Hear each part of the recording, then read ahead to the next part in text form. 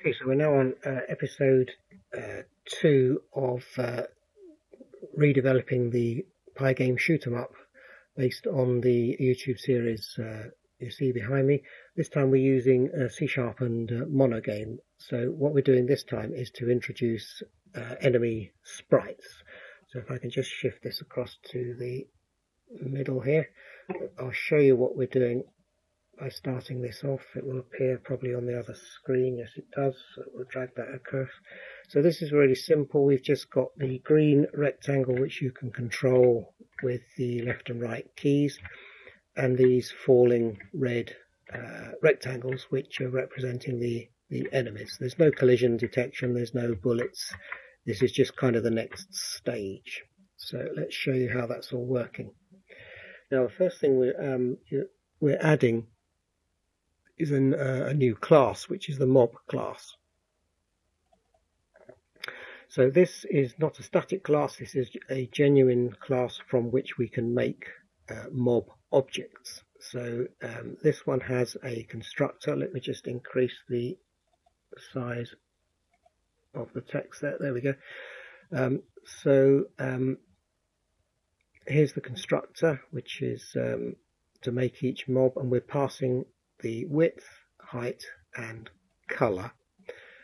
We've also introduced the random class here, and we're creating it from there. So let's go back initially to the main one. Now the way this one works is, as always, just to remind you from the previous episode, it starts off with some kind of initialization and setting up, which we can kind of ignore. That's all automatic.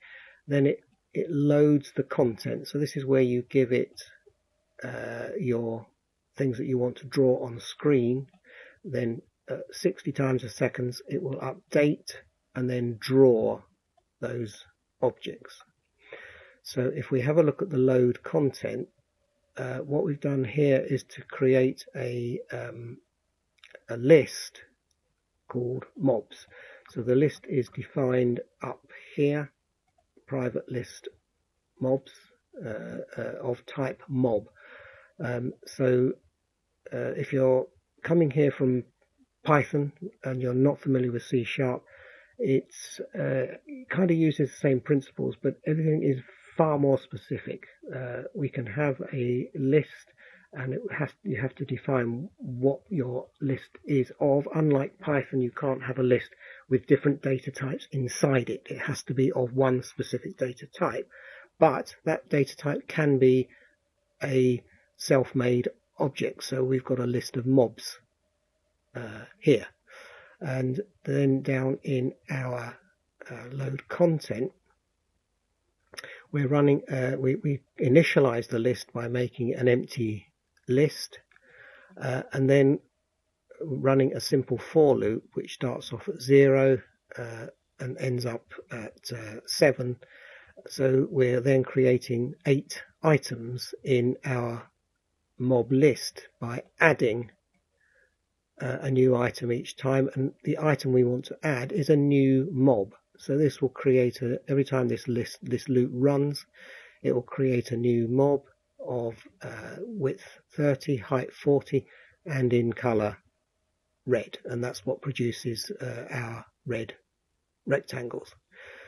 Let's go back to the mob class for a moment. So when it starts off, we'll be creating a new mob using the width and height and color that we supplied, and using a rectangle. Now this is the rectangle F class, which is part of Monogame Extended. So it's not in the original Monogame. This one is better because you can use it just as a data structure, and then you can draw from it, and it's a floating point one as well, rather than using integers for its definitions. So we create a new rectangle with a width and a height and a color. Now the set properties one here is allowing us to kind of set the position of those rectangles initially. So we want to set, for example, the X value of the rectangle which is the kind of a starting point of the top left corner, to somewhere between 0 and the width of the window, but taking into account the width of the rectangle. So it'll always appear as a rectangle somewhere in the window, but it won't ever step outside it.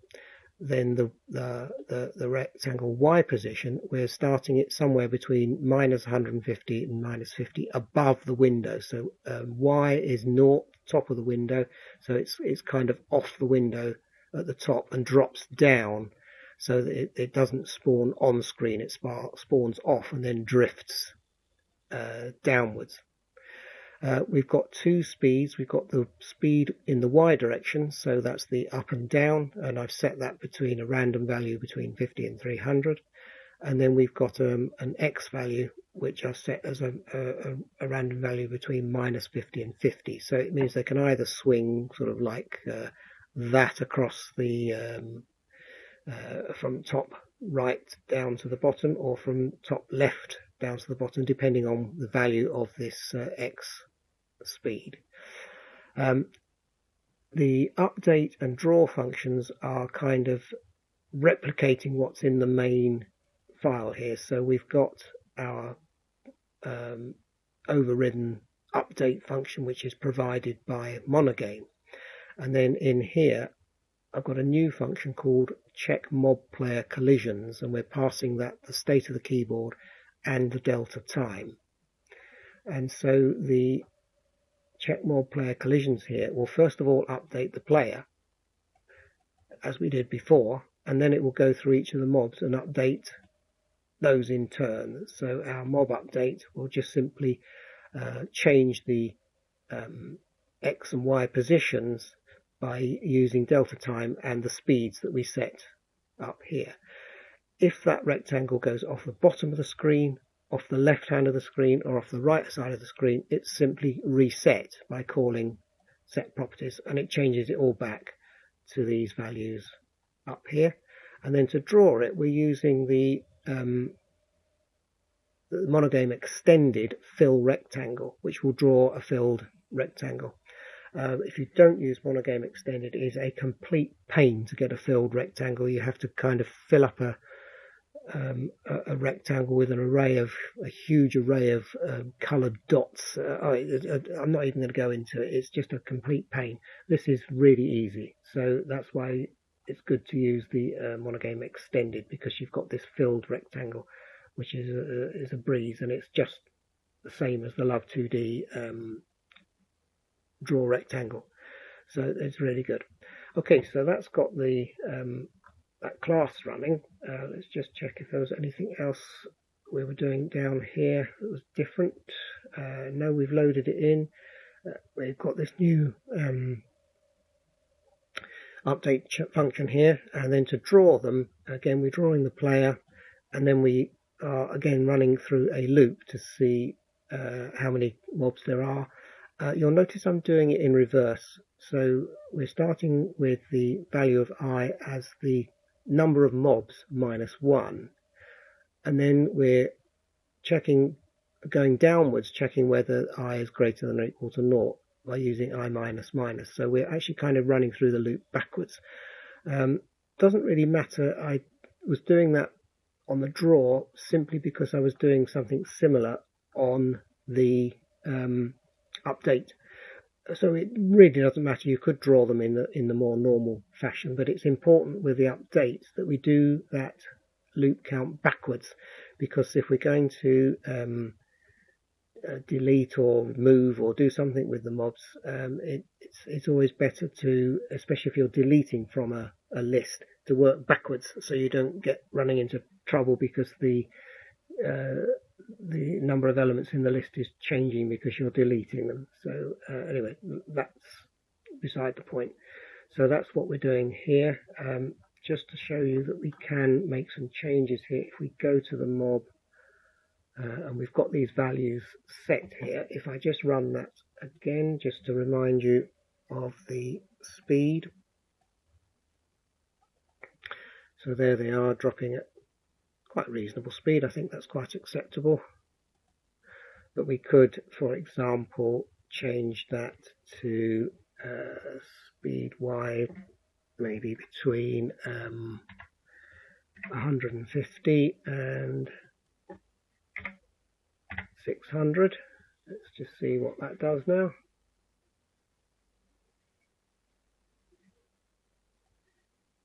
Yeah, quite a considerable difference there. So that would obviously increase the difficulty of the game if you did that. But okay, so we'll just change that back again to what it was. There we go. So again, playing with these values is quite useful. Also, if you increase these values here, you expand the speed at which they tend to head off to the side.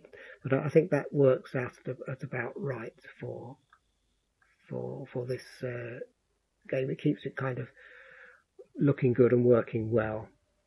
Okay, don't think there's anything else we need to go over with this.